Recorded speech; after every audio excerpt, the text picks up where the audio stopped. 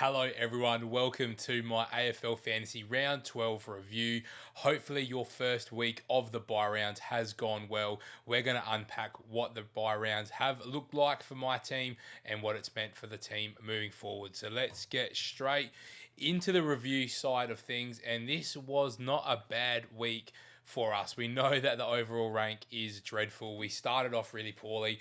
If you haven't seen why we're already in that position, make sure you go to the channel and check out the last video because we have gone through that already. But we are climbing. We've gone up about 4 and a bit thousand in rank this week. And when people are scoring such similar scores in the game, it's going to be really, really hard to climb those ranks. So hopefully we can make some decisions that do help us. Just to refresh everyone's mind, I'm going to talk about this a little bit later. I did change our trade strategy going into the first round of the buys. I'm going to talk about what changed. The only move that we changed was we went with Bailey Humphrey instead of Matt Rouse. So I'm going to get into that a little bit later. But if we're going to unpack what happened here in the team, we had Nick Dacos 114, very, very strong. Jordan Dawson 128. Again, does what he does up in Darwin. Typically this season, scores haven't been fantastic up in Darwin, but Jordan Dawson was absolutely brilliant. Oyson Mullen would have loved probably another 15 points here on that score. The Cats get a good win, but Mullen unfortunately doesn't capitalise on that as well. Then we've got Will Day 70. We're going to get into him. Rory Atkins 66. Bailey Dale 118. What an absolute player. And some injury situation is going to help him out big time. Long 65, Merrett 155, Tom Green. Look, I'm going to let you guys go through the rest of those scores. My plus threes for this week, though, Zach Merrett, what an absolute player. Absolutely dominated against the Kangaroos and was on 68 at quarter time. So he could have had a monstrous day. He's still gone and had plenty of the ball. 11 marks is the key. If we're going to start seeing those types of numbers from Merrett, then expect these 130 plus scores more regularly because that's his first double-digit marks game all season. So, again, a bit of an anomaly. He can score big. He doesn't always need marks to score big, but I think he can continue to do that. Another big plus three, Timmy Taranto, captain, 260, 130 for the week. Very, very good. Timmy English, 158, top scorer as well. What a player. But a little side note, Bailey Dale, 118. Starting to look very, very good. He's gone 118. Oh, he's had the 81 against Gold Coast, but 130, 106 since Johannesson's been out. But now Ed Richards is out as well. And I think Bailey Dale, who's about 7% owned, I think not even 2% owned, could be a really good differential for us here in the buy rounds because he is just a very, very, very good player. So I'm very excited to see what Bailey Dale can do for us. Moving into our minus threes, we've got Sheasel. Everyone's got Sheasel. Very disappointing that he wasn't able to come and be a part of that as well. But look, end of the day, not everyone can score. I think the defenders for North didn't particularly score well, although Aaron Hall did look very good, and that might impact Sheasel moving forward. Laird, we brought him in hoping that it'd be a high tackle game for Rory Laird. Unfortunately, what do you have? Is that 5? He had 5 tackles. He only had the 3 marks, though, and 22 touches for Laird, which is a bit uncharacteristic for him. But again, the conditions didn't help him coming off of 2 130s, and he's got West Coast at home this week. So I'm pretty confident that Rory Laird will look okay. And the last minus 3 was Will Day. I brought him in very, very late. I think I got him in here for this 85 against Fremantle, and then he's gone 77, 86, 101, and a 70. I think the first half is what absolutely killed Will Day against Port Adelaide because Port absolutely dominated, got out to a 100-point lead pretty much by half time and managed to save a 70. But he's definitely going to be in the trade plans for us moving forward, and we're going to talk a little bit about trade strategy here today, but we also are going to unpack a few big options that I think you guys might have moving forward into your teams this week because it is the second round of the buys.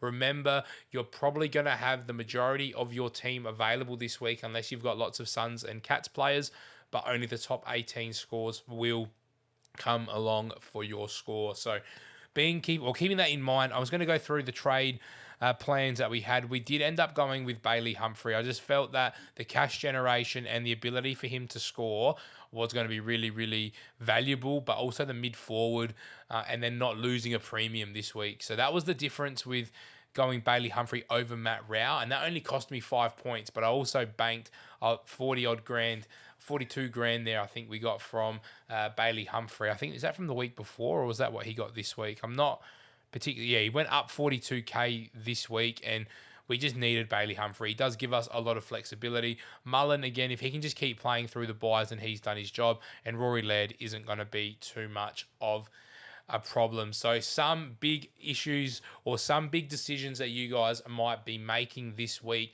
are around your trades. And if possible, if you can get in any of the premiums that have coming in off their buy, so St Kilda, Brisbane, Fremantle and Sydney, if you can find a way to get any of those big premiums in, then that's what I'd be prioritising this week. And I will go through my trade plans with you guys here in a moment, just so that you know what I'm doing and what I'm thinking. It is only Monday, so we are going to have to wait for teams on Thursday. But the first big dilemma I've got is thinking about my defence and whether you go with a Luke Ryan or a Hayden Young. Now, there's literally 1K between them.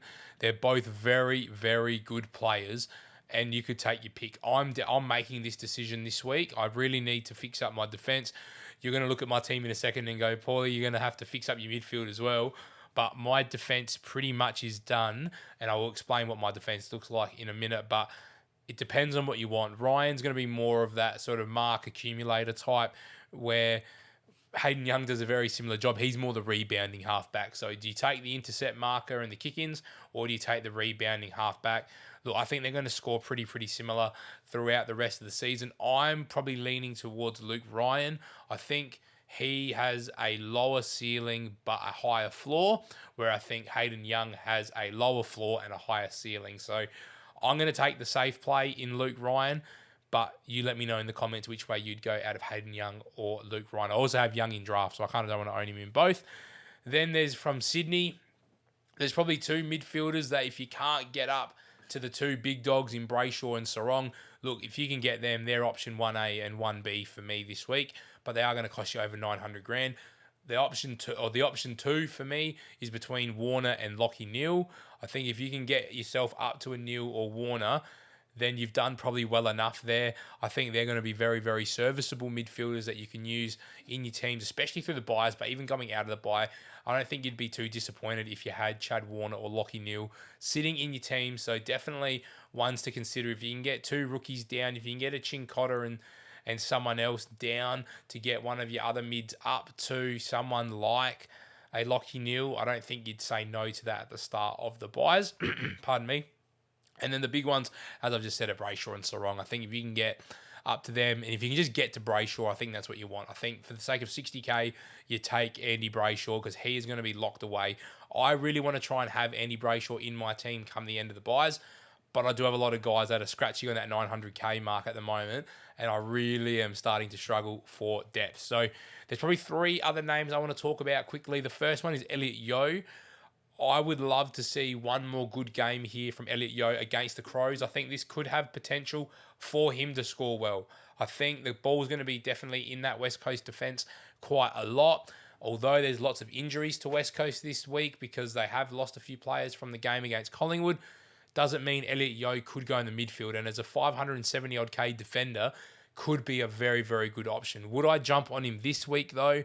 Probably not. I'm thinking about Yo, but I want him to get through that next game against the Crows here in Adelaide, get through his bye, hear what we need to hear, see what the West Coast team looks like. But he is definitely someone come round 15 when I need to move on Sheasel. Could be a really good downgrade target to make 180 odd thousand and then put that money into somewhere else. So very, very tempted by Elliot Yeo. The next player I really want to spotlight here is Taron Thomas from North Melbourne. One of my mates actually took the risk and went Taron Thomas, and he got himself an 80-odd. He did get some midfield time as well, and I thought Taron Thomas looked really, really good. I think North have made him wait for this opportunity so long that it's made him really, really hungry.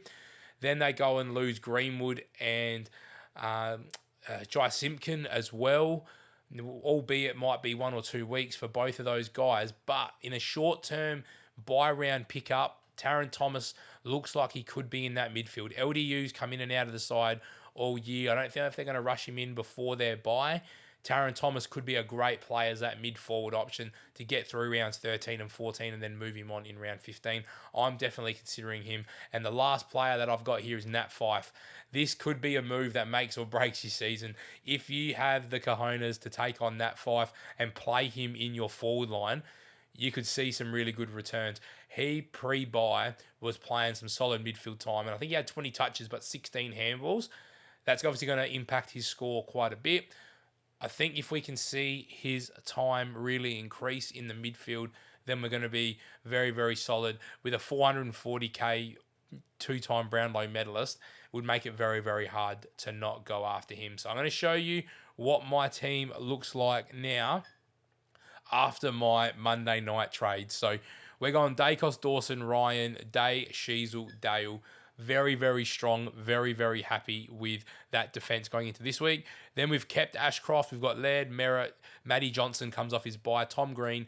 I'm hopeful that Harry Sharp plays. I've got some other options just in case he doesn't, but I'm hopeful that Brisbane do give Harry Sharp a game because he only got a 5 break even, and I really need to make some more cash. And George Wardlaw looked very, very good through 18 touches, and he's just going to continue to make money. His break-even's 20. He will absolutely smash that. We get the ruck combo of Rowan Marshall and Timmy English, and then we go Dunkley, Goulden, Taranto, Butters, Rosie, and Noah Long. So in a perfect world scenario, Bailey Humphrey jumps into our forward line as well, and that is a really complete sort of defense and forward line. I've only got about 6k in the bank or 9k in the bank. These have been the moves. So Phoenix Spicer comes in for Pedler just as a green dot with a relatively low break even. Then we've gone Taron Thomas in for the Rat King because Rory Atkins is going to continue to drop money. So at least Taron Thomas with a break even of 43 should be able to hit that. And with his games of GWS in Tassie, so he goes home. He's got a coming home game against the Giants. I think he'll do just fine. And then Marvel against the Bulldogs should be a very high-scoring fantasy game before his bye. I think we can sort of 2 week, have a punt and get rid of him. And then Luke Ryan comes in for Chincotta. I just don't think the role is going to be there for Chincotta to be a good fantasy scorer. So I don't see him going much above his break even of 55. So perfect time to move Chincotta on for Luke Ryan, and it does force me into a bit of a reshuffle, which is why my midfield's a little bit weaker. But coming into the next few weeks, we need to get rid of Will Day. I think we need to get rid of Sheasel, and then we can go from there. I don't think we're getting rid of Butters, Rosie, or Taranto, so they're going to hold. Bailey Dale, I think, is going to have to hold. So we're, round 15, I think we're going to really struggle in that round, but we'll cross that bridge when we get there. Let me know what your trade options are this week, guys. Let me know if I've got any of my trades wrong. Would you do anything differently? Would you try and make some money some different way? You guys let me know. I'm very excited for this run-in. Or do you think that we can get inside the top 50,000 before the end of the buys? It's only another 2.7 thousand. If we can get anywhere near in the 45,000 mark overall rank, I think we can have a real shot at closing that gap long term. So let me know in the comments what you would do. I'm very excited. Make sure you subscribe if you are excited for more videos, and I'll see you guys on Thursday for our Game Week 13 preview.